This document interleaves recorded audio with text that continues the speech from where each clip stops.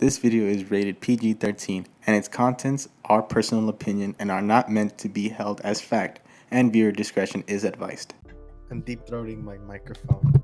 What is up, everybody? Welcome to the Late Night Cast. I believe this is our second video, right? It is our second video of the Late Night Cast. I apologize. I know I messed up. I was supposed to have the video ready for midnight Halloween day. I missed the upload date by I missed the upload time by like what 6 hours.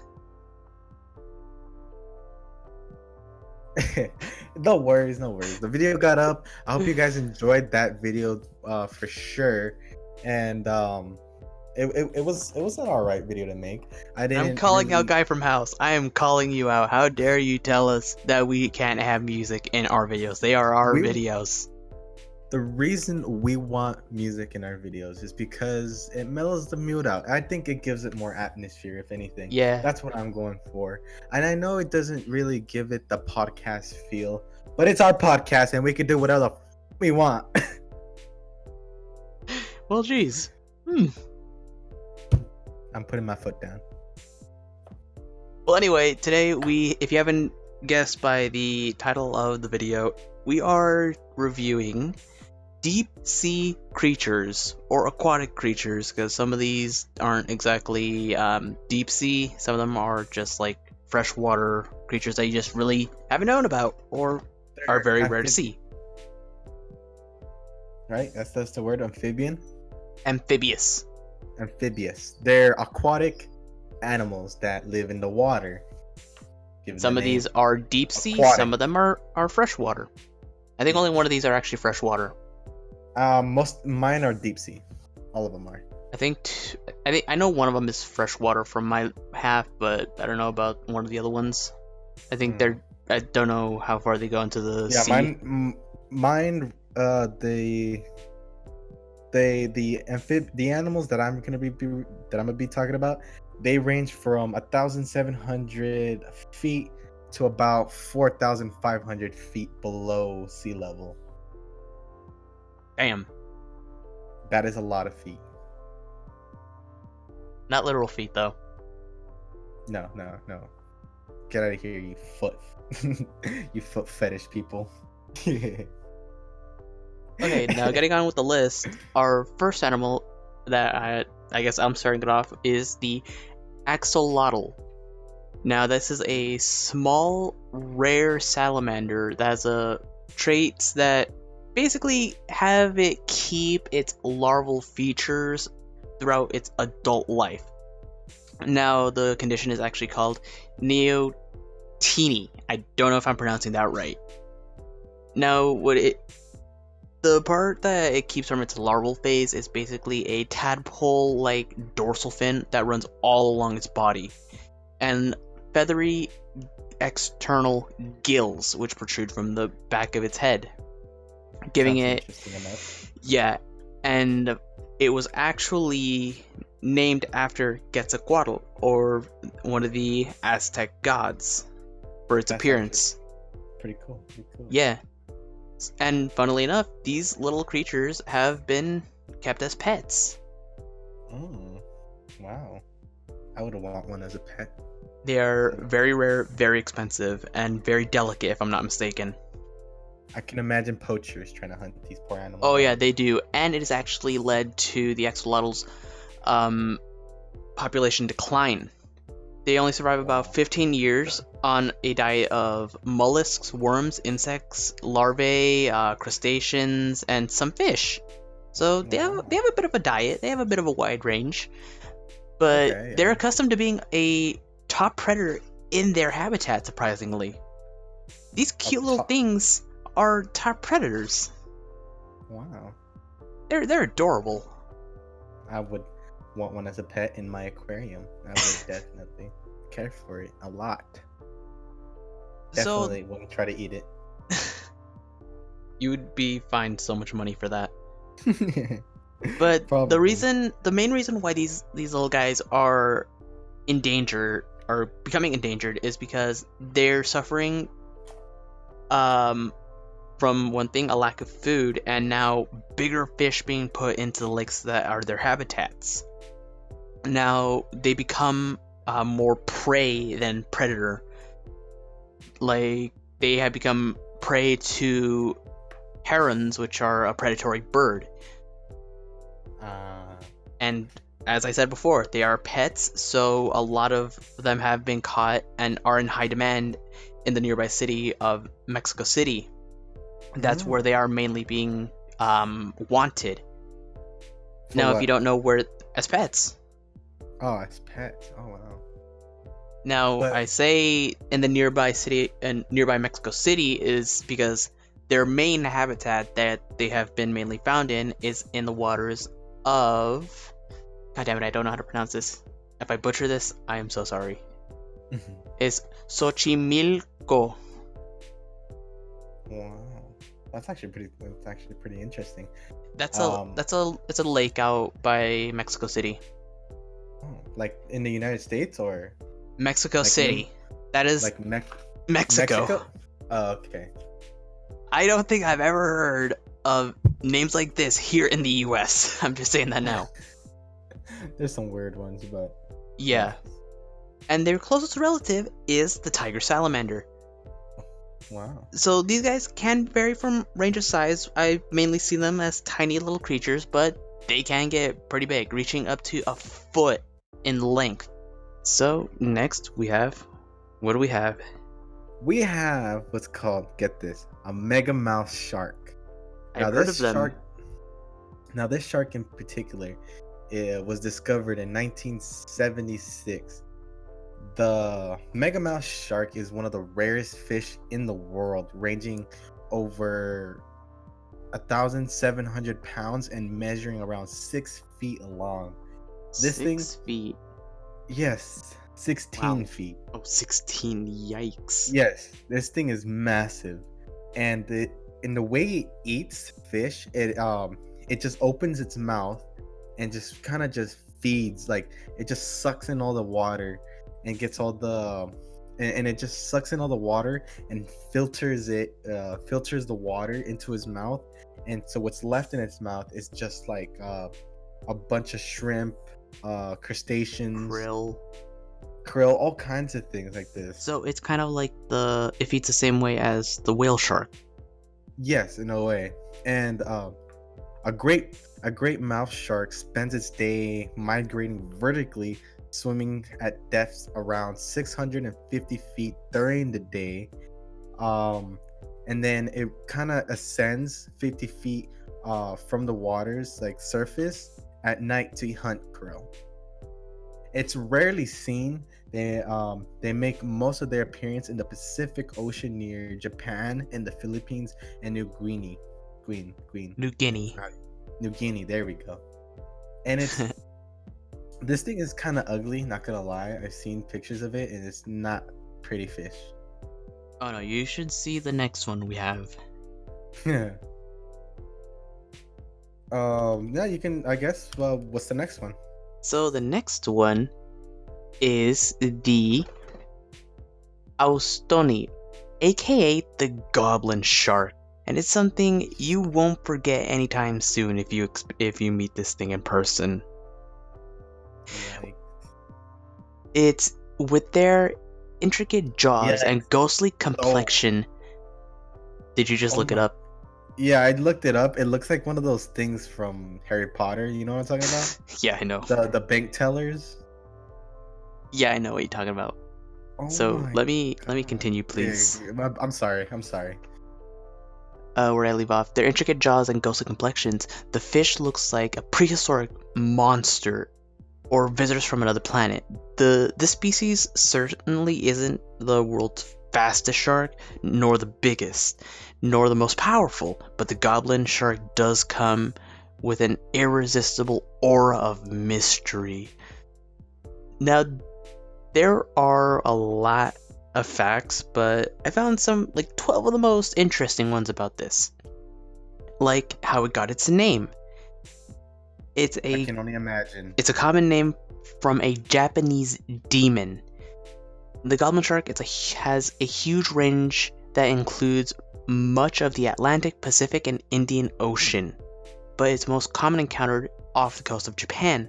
The Japanese fishermen who accidentally caught the shark couldn't help but notice their protruding snouts, which reminded them of folk stories about a long-nosed, red-faced demon known as Tengu. So they began calling it Tengu Zame, which Zame means shark, so they rough translation, goblin shark, or elfin shark. Its translation isn't always going to be exact, so you get you get how it's going to be. And this shark does prefer deep waters. It swims at a depth of about 900 to 4,300 feet. Holy. So yeah, juveniles will only go about 90 feet because they're smaller. They're more vulnerable. They need to grow up, develop. They have incredibly small eyes, and they do go down to the depths, and they rely on their other senses more heavily due to them having smaller eyes, so their vision is exactly very good. They can get very big.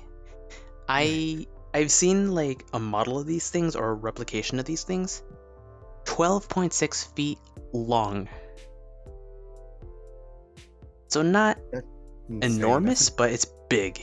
And they weigh about 463 pounds. But they can grow bigger. This is just like the more common range that people keep finding them. Okay. So the next one that we got is the vampire squid. And it's honestly one of my favorite types of sea critters because the way it looks, I don't know if it's just me. Some people say it's ugly. I think it's actually quite cute. If you look up a picture of it, but it's gonna be up on now screen. Yeah. So the vampire squid is a cephalopod that inhabits the oceanic depths of about 2,000 and 4,000 feet. They have this reddish brown skin and very large like very sharp blue eyes that just kind of just pierce your soul practically. Unlike most squids, the vampire squid lacks a defense ink sac. Instead, these squids expand their arms into like a web-like defense, and it's like a pose where it looks kind of like a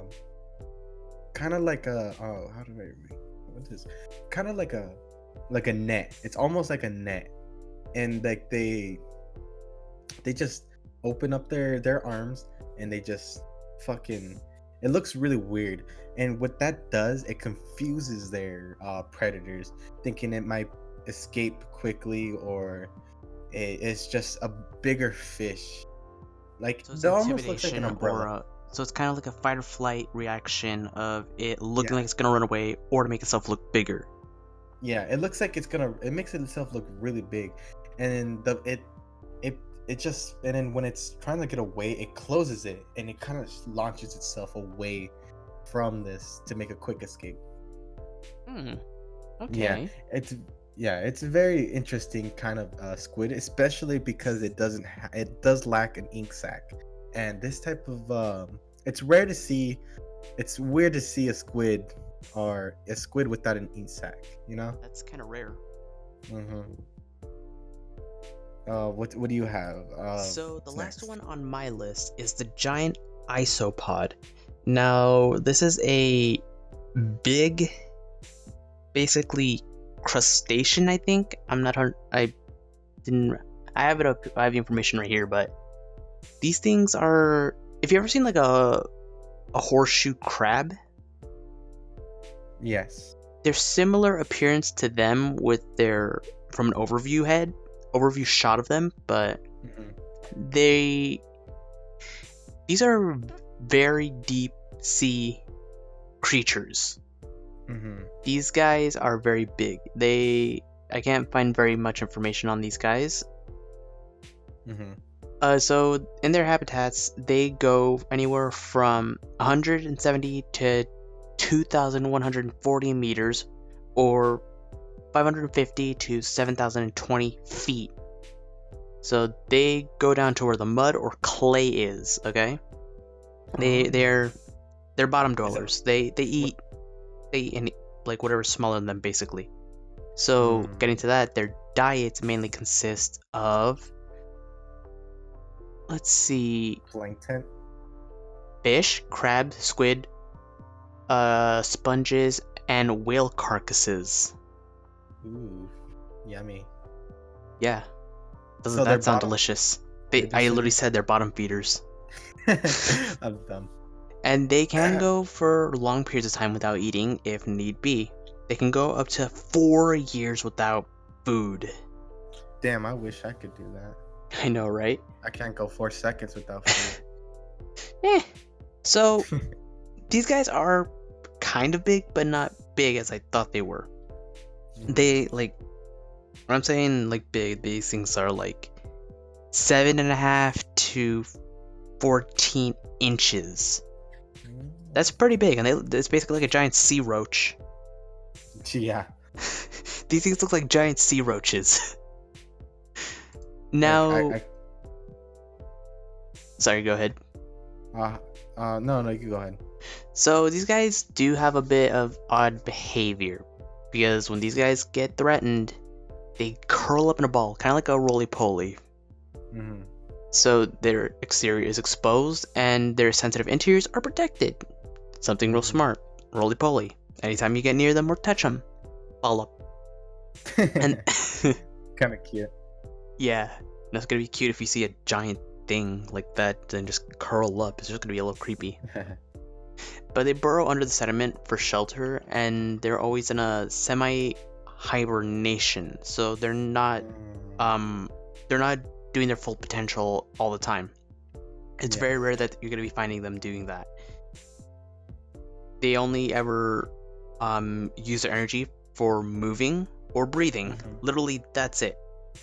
Oh my god. So, technically speaking, they don't think, they don't use their energy to like hunt or anything. It's very rare. Okay.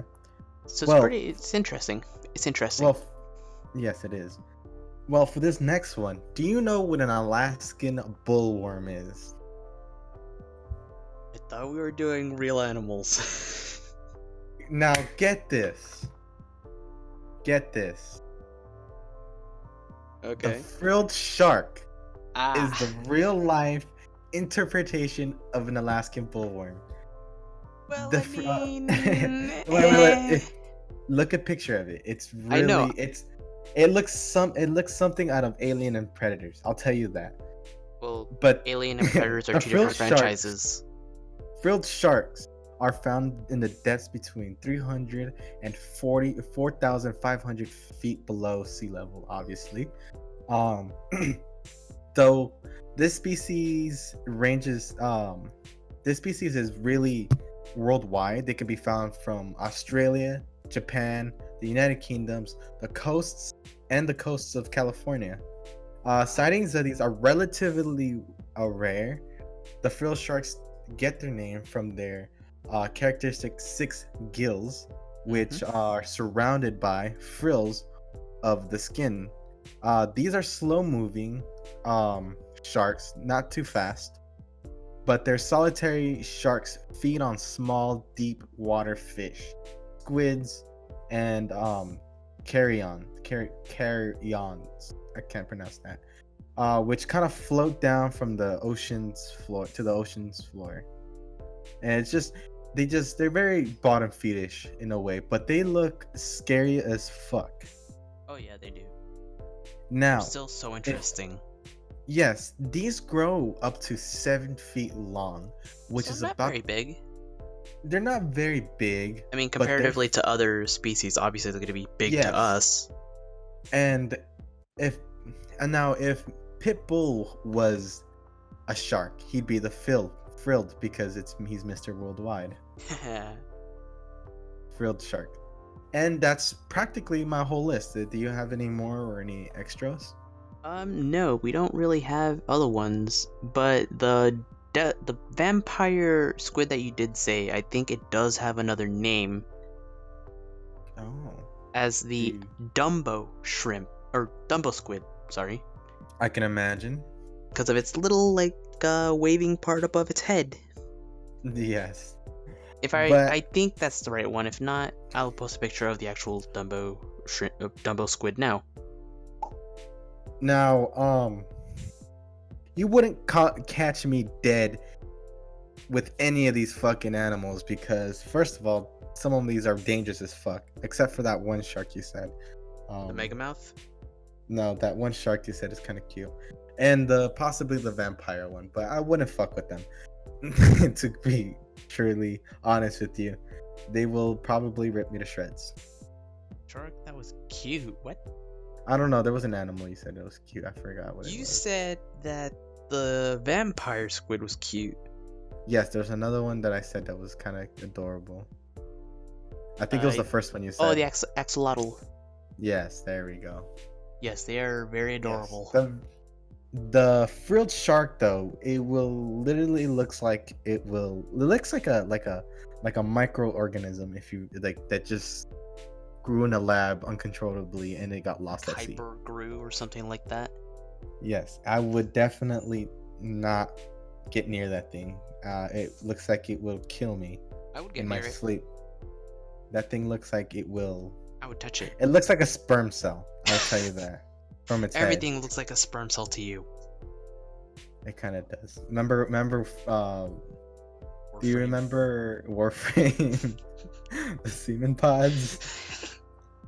Good Yes, times. Good times. Good times. I had to change the color because I changed it to red, which is probably even worse. Yeah, it was. Well, anyway, So that kind of wraps up our video. yes, So, thank you thank you, tuning in and everybody. Yeah, thank you for tuning in and listening to us ramble about some random ass fish that we found on the internet. Honestly, I would love to see all these things in person, like live. Yes. I love but the ocean. They will be a glass between me and that freaking Oh no, animal. I would go out to the ocean to find these things. Oh, I no, love no, the no. ocean. You know, they say we're in a generation where we're too early to explore space and too late to explore the deep sea.